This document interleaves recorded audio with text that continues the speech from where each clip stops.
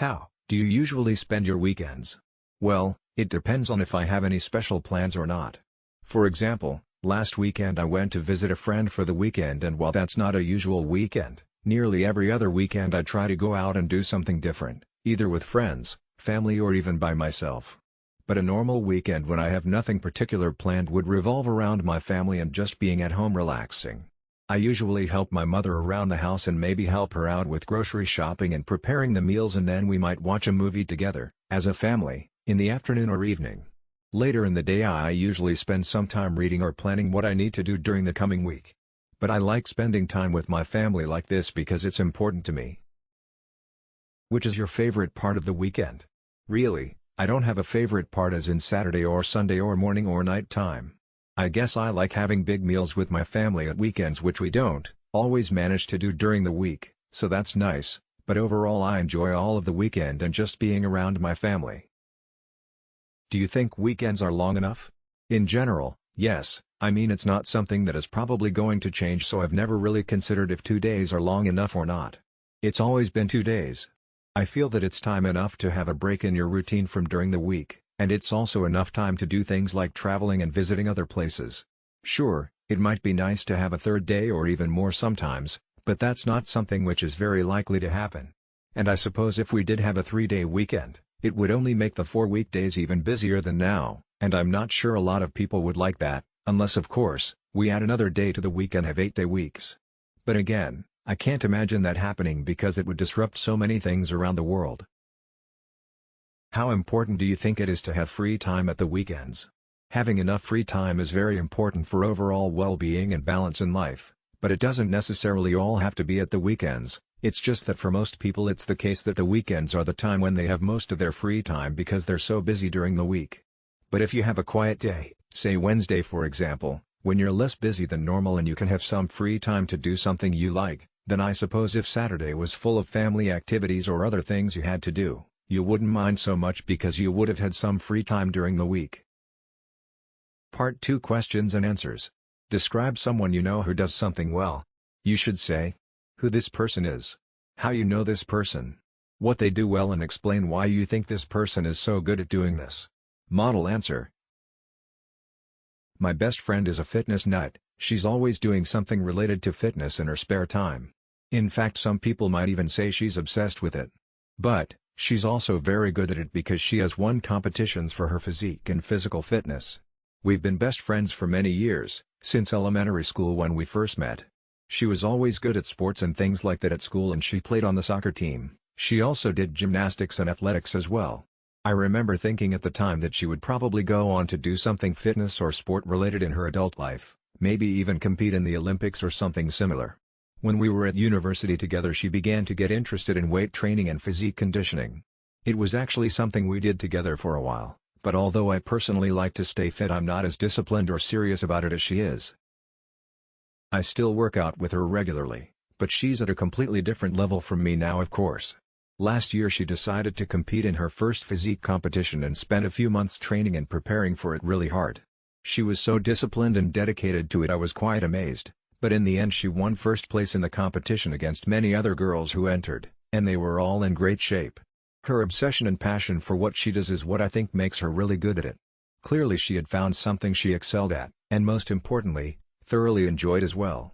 Now that we've finished studying, she's talking about doing it professionally if she can find a sponsor, and she now wants to become certified as a personal trainer and nutritionist rather than pursue a career in business administration, which is what we both majored in at university. I'm sure she'll be successful at it because that's the type of person she is. When she wants something, she just goes out and gets it or does it. She is so determined, it's incredible. I'm extremely proud of what she's achieved in the last couple of years because I know it hasn't been easy, and I think many people would have given up, but she didn't. She never does.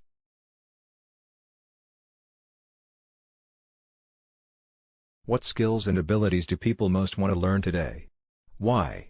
I suppose many young people are interested in technology skills because they seem to be almost essential in most careers nowadays. A lot of my friends are interested in people-based skills as well and are interested in pursuing careers in marketing and consulting, so they are interested in the psychological and social aspects of managing people, among other things. Another thing which is important is that many young people tend to be choosing a broader range of career paths these days, which involve a greater blend of skills from more traditional professions. Obviously there are still those who choose to become doctors or similar, but there are newer careers which didn't exist some years ago, for example, forensic accounting and criminology, which have also become popular amongst people I know. So I believe that high-tech skills and the ability to possibly move from one professional area into another through transferable skills is becoming not only more desirable and sought after but almost essential for those who wish to be professionally mobile and build a good career for themselves in the long term.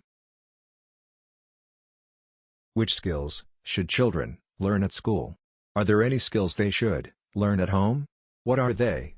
Well, I think it's important for children to learn all the basic and traditional academic skills at school, like math, language, science and so on.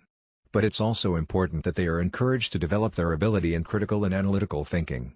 Then there are other skills, for example, creative skills and problem-solving abilities, which should be nurtured while at school. Certainly at the school I attended that was the case, with a lot of emphasis on the development of creative and problem-solving skills.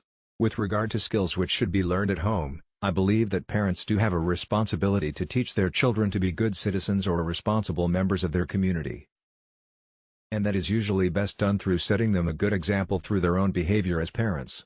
It's also popular to encourage children to be creative while at home through the use of creative activities, and in my own case my parents always encouraged me to read a lot as well to develop my vocabulary skills and learn about many different things. I also think that parents can teach their children about discipline, determination and setting goals and how to achieve them. Some people might consider these as skills while others might consider them to be simply personal qualities or attributes. Personally, I think they are skills you can learn. Which skills do you think will be important in the future? Why? That's difficult to say, but based on what we've seen happening in recent years, there's definitely a trend to automate as much as possible the manual and repetitive operations which were once done by workers.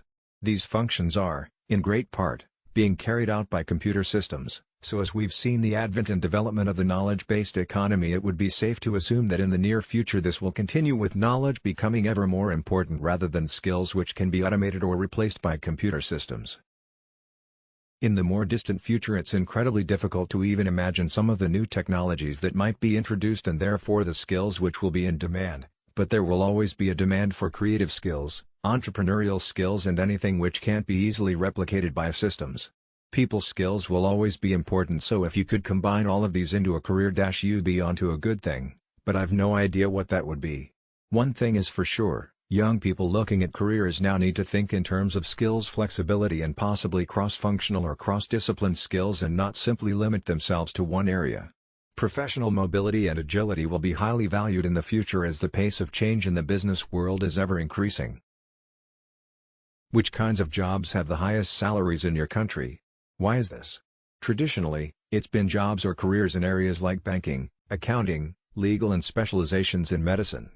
But it's been changing quite a bit in recent years. There are more and more young entrepreneurs who are starting their own enterprises, and if they have a good product or idea and it becomes popular and the business is a success, then they generally earn much more than the examples I mentioned before. It's always been the case that a good remuneration package was offered for those positions which required a high level of responsibility and/or a long time in training and extensive knowledge or expertise. I suppose it was like a reward for all the effort and years of studying and training involved. However, nowadays, quite a lot of young people are not so attracted by just high salaries. They want to do something they believe in, something they are passionate about, and in many cases that's becoming the most important factor when thinking about the types of jobs you might like to do. 2. Are there any other jobs you think should have high salaries? Why do you think that? Really, I don't think you can just say that a particular job deserves to have a high salary. It's more based on supply and demand. You don't necessarily have to be a doctor or lawyer to earn a good salary.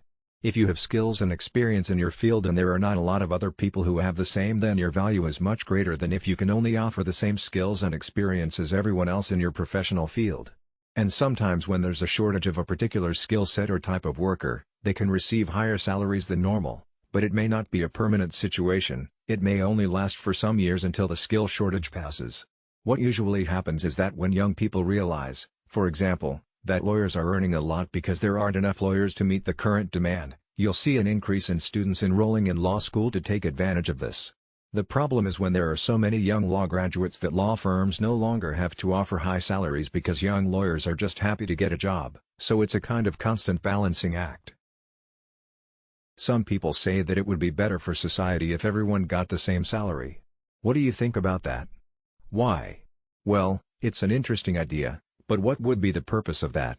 It has been proven that humans are naturally competitive, although some people much more than others, but it doesn't really seem practical to propose paying everyone the same no matter what they do. For example, if everyone received the same salary, a person working in a factory would receive the same as a doctor, but the doctor has to spend around 6 years studying and training and has much greater responsibility. Why would any young person choose to become a doctor?